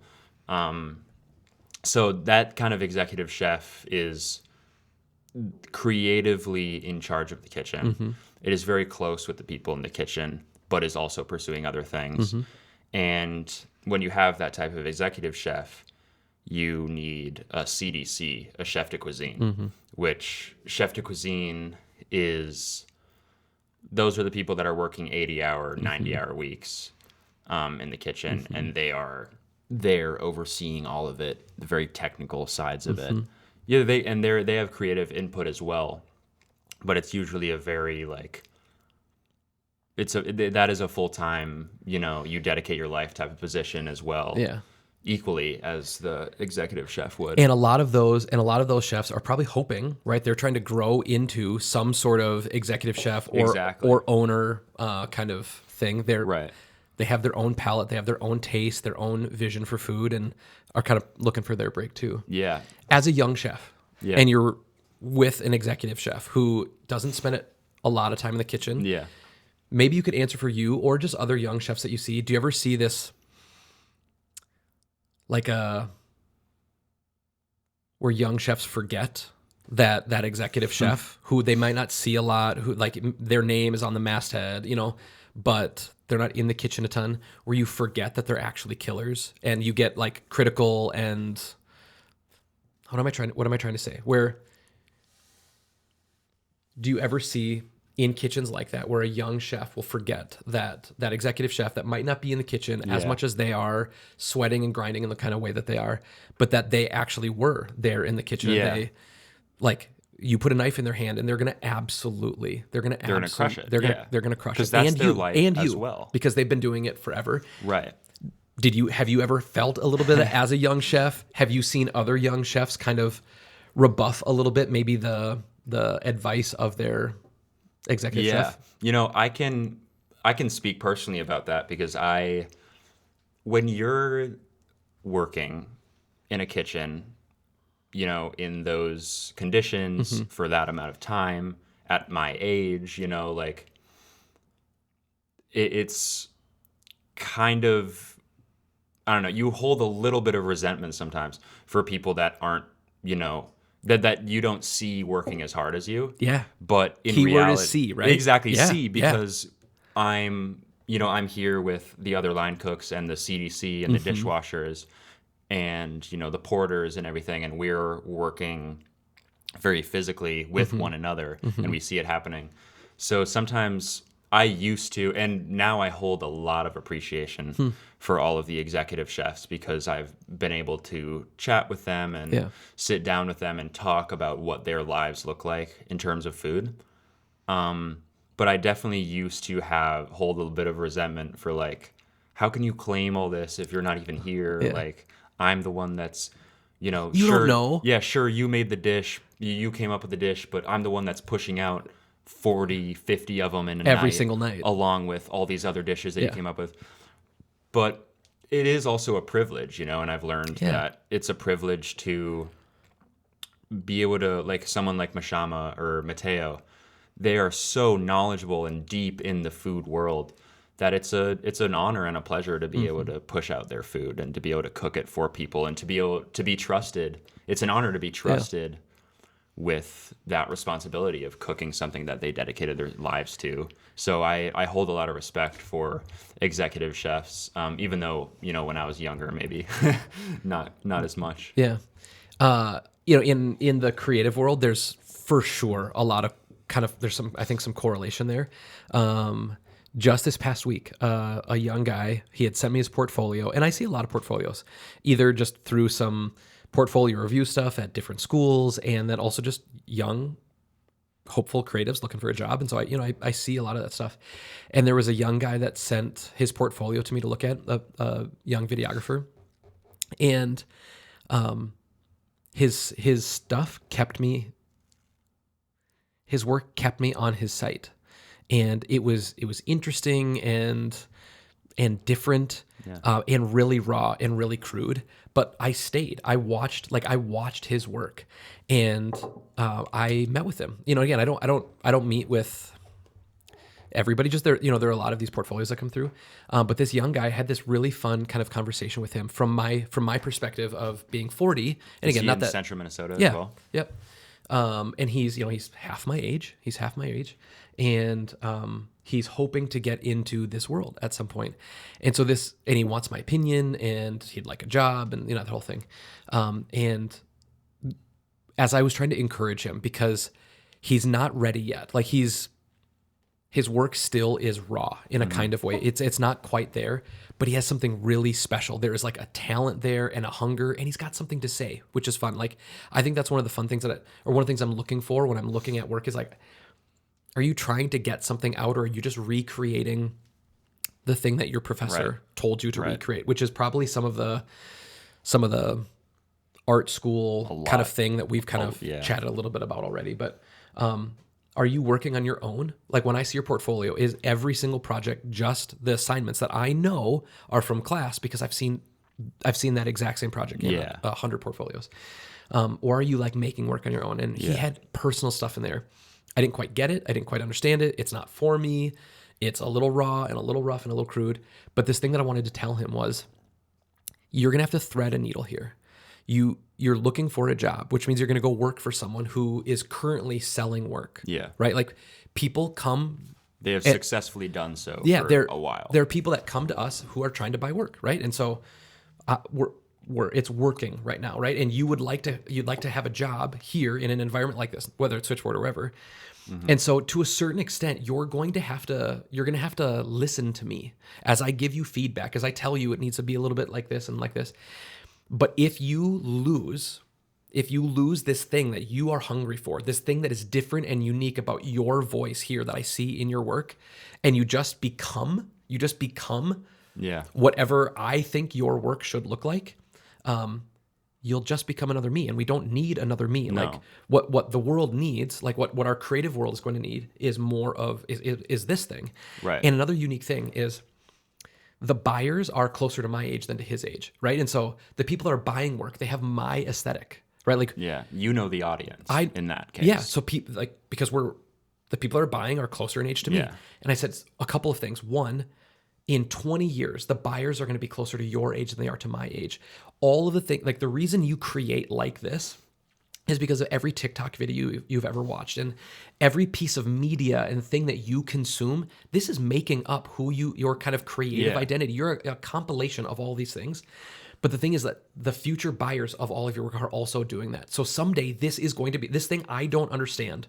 It is going to be the thing perfectly into everyone's needs. And it's the thing that the market will demand at some point. And I don't know anything about that thing. Like that approach, that thing, I don't get it.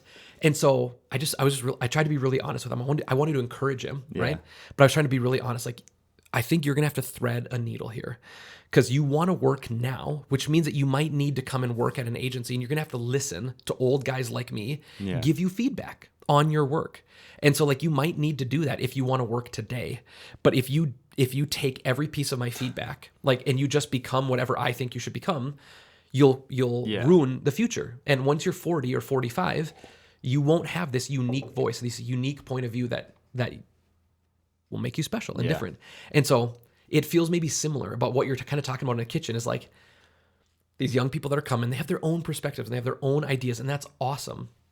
And also the people that are showing up in the restaurant, they're showing up because that executive chef did it. Because of that success that they personally and they ate that cultivated. food, and they've consumed those things.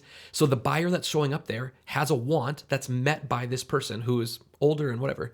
But at some point, it's going to be this next generation. So I feel this burden of like, I want to be a part of helping this next generation get involved, like do good work now, and maybe acquiesce a little bit on a little bit of your weird arty kind of stuff that I don't understand, because you got to eat today, you know?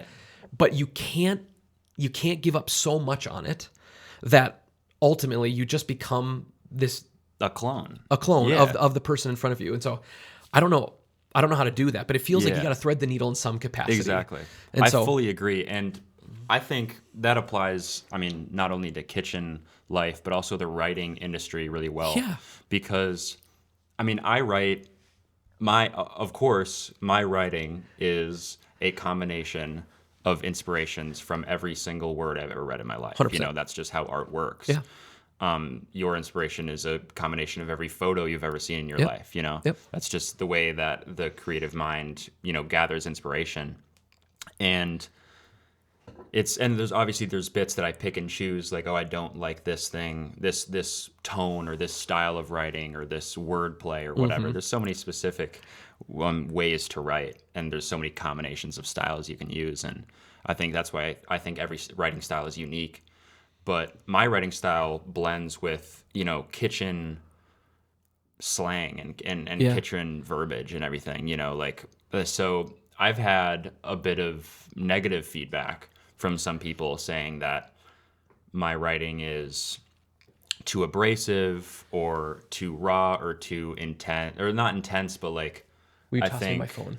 Keep going. think we can, or like people are like, I think we should settle the tone a bit here, like, but I'm writing from in a kitchen language, you know, which is a totally different language than you use on the outside of the kitchen, like after I'm clocked out or whatever. I'm writing from a very abrasive mind space after work, and that's the way it goes. And I'm confident that people enjoy that, you know. Dude, you sent me on February 5th. Okay, You sent me a voice memo. I did. You sent me a voice Didn't memo. I? Yes, I forgot just about like, that. hey, just want to give you a little update on this is what I'm working on, right? And I love that. I've known you for a while, Right. And so like you're giving someone who you have had creative conversations with in the past, you're giving me an update. Yeah. Like I'm at school, this is what I'm working on, and here's the deal. I'm gonna read it no matter what it says here. Okay. I'm gonna read my response. All right. I'm gonna read my response, and here's the deal. I don't even remember what I said, but I Yeah. labored over it because this same thing that I was just talking about, this young guy that I was meeting with, I Yeah. felt similar kinds of things. And so I don't even remember exactly what I said. Yeah. But I remember after reading your stuff, I don't quite get this thing. Yeah. It's not quite for me. Right. How do I tell him that and encourage him like that probably means you're on the right track, you know? And so I want to see. Right. It's a different kind of encouragement, like, Yeah. and you got to be honest with people as well. Yeah. So I So- appreciated that message. I remember. All right. Do you care? Can I read it? Do you it. care? Okay. Go for it. I seriously, this is February. Yeah. And so I don't remember exactly what I said, but I remember this little tension of like, I want to tell him that he's crushing it Yeah. in this unique kind of thing, but I don't quite maybe get it. Yeah. Hey, George. Also, because I'm 40, I use punctuation, you know, Right. and apparently, As do I, which I'm A 20, writer. Which I'm 20, but Yeah. I use punctuation on a daily basis. yeah, there you go. Hey, George, thank you for including me in your people to update. I am honored. It sounds like things are really, taking form for you in Georgia. Glad that school, work, writing are going well. I read all of your stuff on Blunt. Super interesting. I think you have something really special there. You're at your best talking about other restaurants and chefs while just hinting at your own experience. Ooh. Even with your blunt approach, there's something endearing and charming about someone who will sing the praises of those around them.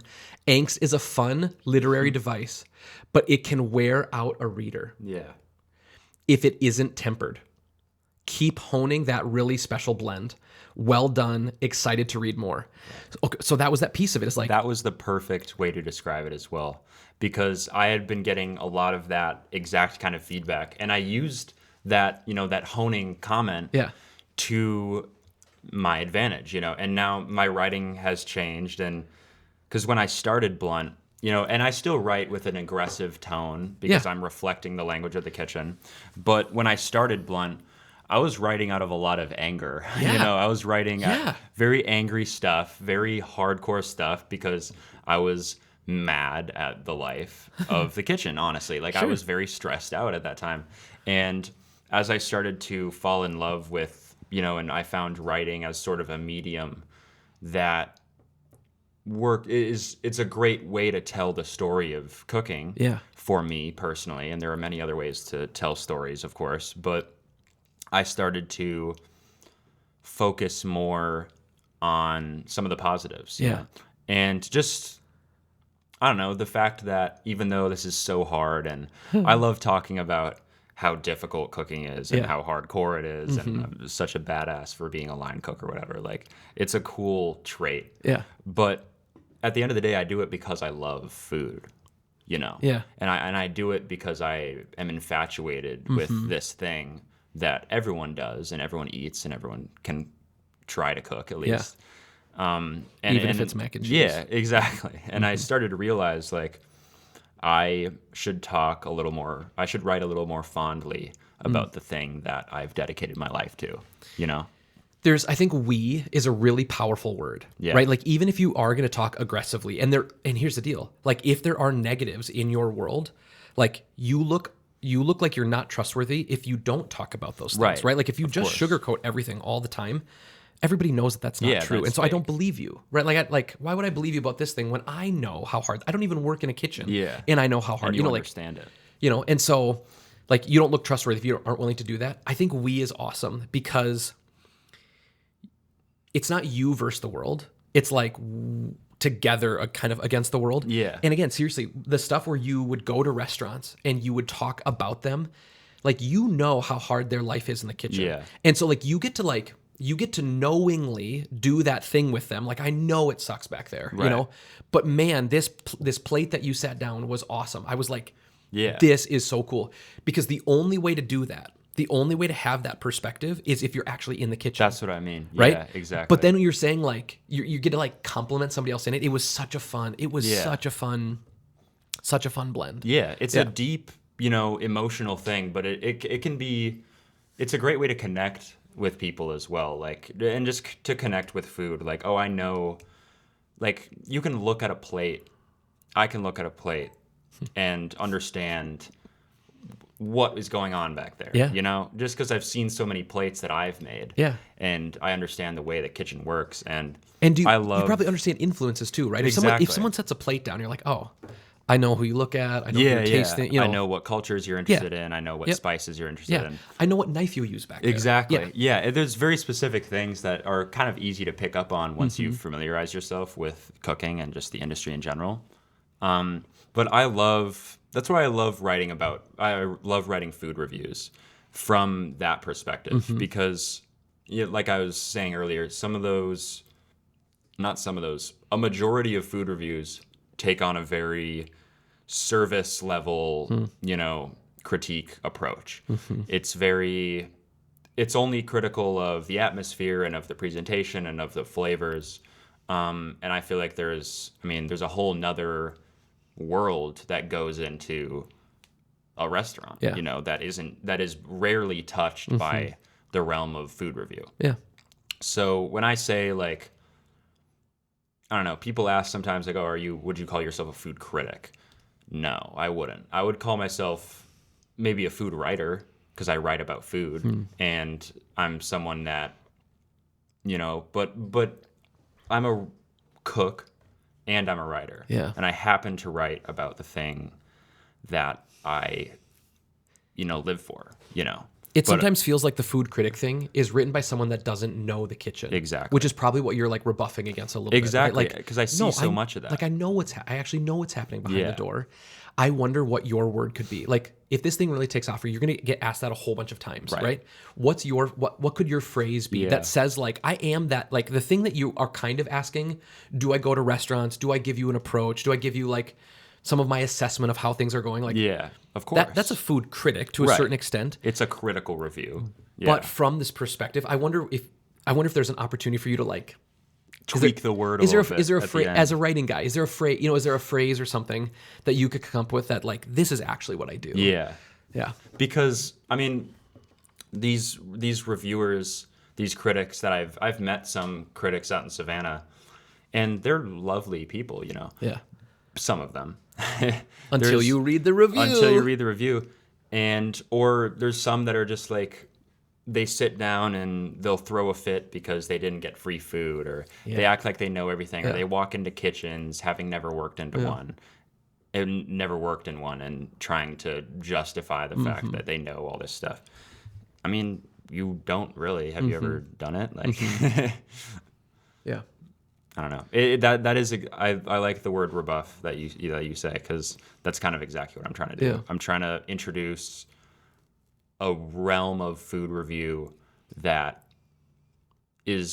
has knowledge about what it's writing about, you know? There is something also about when a negative review comes from someone that really understands that, Right. the person receiving that review, like, it should feel different. Yeah. Right? It should. Like, you also probably would deliver it in a different kind of way. For sure. I've written a pretty negative review. It wasn't like scarring, Like on or Google, anything. or where'd you write it? No, it was for Blunt. Okay. I write reviews occasionally for Blunt. Most of the articles that I associate with Blunt are either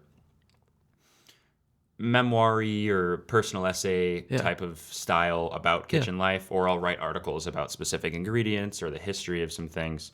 But when I do a review, I use a similar tone because I'm talking about kitchen life in that, you know, one space, in that one restaurant.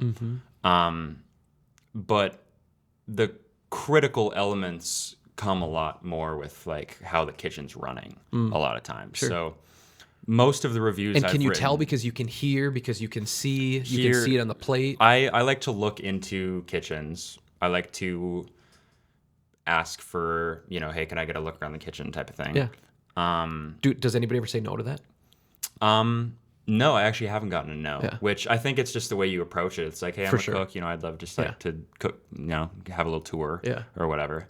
And a lot of spaces in Savannah have open kitchens where you Mm-hmm. can see them, so I don't even have to ask really.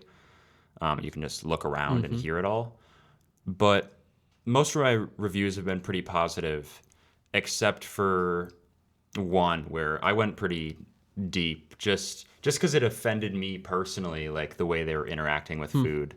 And I try really hard not to, I don't know. I would never want to do anything that like is terrible for a business or something, you know, like I just don't feel like I would want to do that. Yeah. But I'll get very negative if I feel that an experience was very negative, you know, and especially if it goes against cooking in a way that I feel like is blasphemous. Sure. I'll definitely open up about that, and I have in the past.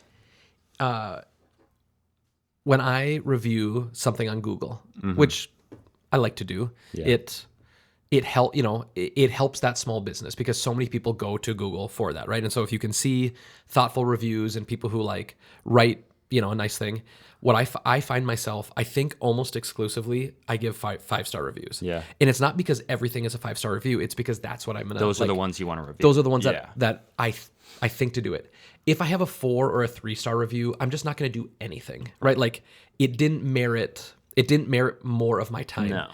If something has if I had a 1-star experience at a place, I have no interest in being that 1-star. Now, there could be things like if somebody was like so blatantly rude or something, like I might not use the word blasphemous for that kind of experience, but like if it was just so bad in like some way that is so fixable, so easy, you know, I'd be more tempted. Yeah. But usually if I go somewhere and this is when I'll get involved. If I feel a 1-star experience, was this place awesome? Is the food actually really good? Is the location cool? You know, like, do they have a lot of things going for them? But there was this one thing that happened that was so bad that I can tell it is out of character for this restaurant. You know, like, and you want to call it out. And I'll actually call, and I'll just say like, and I'm not yelling. I'm not trying to get money back. You know, No, like, you're just critiquing. And it's, but like all like, hey, could I talk to the manager or what, you know? And then it's like, I just want you to know, I don't want money back. I don't want anything. Yeah. I just want you to know, because if I owned your restaurant, I think I'd want to know. Yeah. Would you? That's a great way to go about it, honestly. And so I've had some incredible experiences. And again, I've only done that a handful of times where it's like, man, this was a bad experience, but everything I can see around me says that this was supposed to be a 5-star experience. And Except for this thing. And it's like, I think that you might be blind to that thing. And then I don't check up. I don't like, you don't owe anything to me. Don't, you know, like, No. I just want you to know, like, everything about what you're doing here is awesome. Yeah. And this one little thing was really, really rough. And so if you want, if that's what it's supposed to be like, great, that's on you. But I think that you actually want to know about that thing. So that's how I've kind of tried to be involved in negative reviews. If I really do feel like it's negative, and that if you just told them that you had that experience, they could turn it from a 1 to a 5 with like one little thing. I want to tell them so that the person that comes behind me actually has that really incredible experience. Exactly. And I think that's maybe, like running coffee shops and stuff, like it's the kind of thing that you kind of would hope that someone would do with you or whatever. Anyway. But also, feedback is awesome. Like it's why the review thing is good. If everybody just tells you that everything about what you're doing is awesome, then you're not going to learn. You can't get better. You can't get better. I did have very weird feelings about like the first actually negative review I wrote for Blunt. Which like when I write a review, it's less of like a leave it on Google, couple paragraphs type of thing. Like I'm writing an article about this place, and people are going to read it, and it's actually like a narrative experience. But in this case, that narrative experience was explaining why I thought, this restaurant has some work to do. Yeah. And that at first I was like, at the time when I was writing the review, I was 19. I was like, I'm a 19-year-old. Who am I? Who am I to tear apart this kitchen, Yeah. But then I remembered that honest opinions, whether they're positive or negative, when it's feedback, they are both positive and negative feedback is helpful to a business. You know what I mean? Because you're learning from mistakes or you're learning what you should keep doing correctly. And in the case of this restaurant, overall, I even wrote at the end of that review, like, I would go back to see how the improvement is and all these things. Like, I'm very interested in this place. It was a cool atmosphere. But it was a Japanese new izakaya that had opened up in Savannah, like a late night style Japanese eatery. Yeah. They had ramen, they had sushi, Fried they chicken. had shishito peppers, chicken karage, all that stuff. And I just thought, and their slogan was like, not your average American sushi place. But when I had very Americanized, untraditional food there that just seemed, kind of half effort.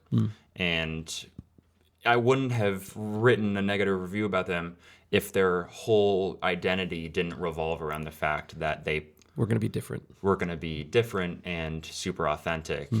I don't know. I feel like that is a review that's worthy of writing because it is pointing out like a flaw. Sure.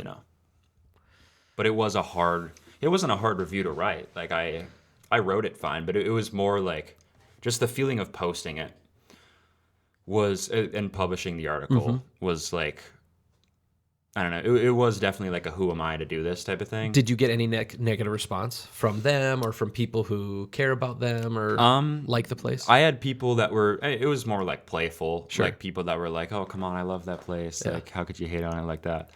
And I mean, there's equally as many people that when I review a place positively, they're like, you're stupid. Yeah, like what the hell are you talking about? Yeah. But it's, I don't know. I've gotten, the restaurant didn't reach out or anything. Yeah. I've had restaurants reach out when they get a positive review, like a few places, like thank you, whatever. That's really fun. I've made really like cool local connections with restaurant owners and other chefs and a lot of people at like the farmers market and stuff. I've made really close connections with through the magazine. So it does make me feel a little weird when I write something negative because that's like it's almost like burning a bridge, but it's also just being honest. And I feel like I have to be as real and as raw and honest as possible because that's what the kitchen has taught me. So I'm going to do the same thing in my writing. It could be fun at some point to do an entire issue of Blunt on Central Minnesota. Yeah. Like if it's all about this cuisine, like keeping it in Georgia is cool, right? It's a fun angle, a fun vibe. Because that's where it lives and right now, But once it has this like established, like this is where we're from, and now we're gonna go on the road and we're gonna go home, and I'm gonna walk you through like the restaurants part of my hometown. Yeah. There could be something that's really fun about that, just because your readers will be used to this kind of food and this kind of thing.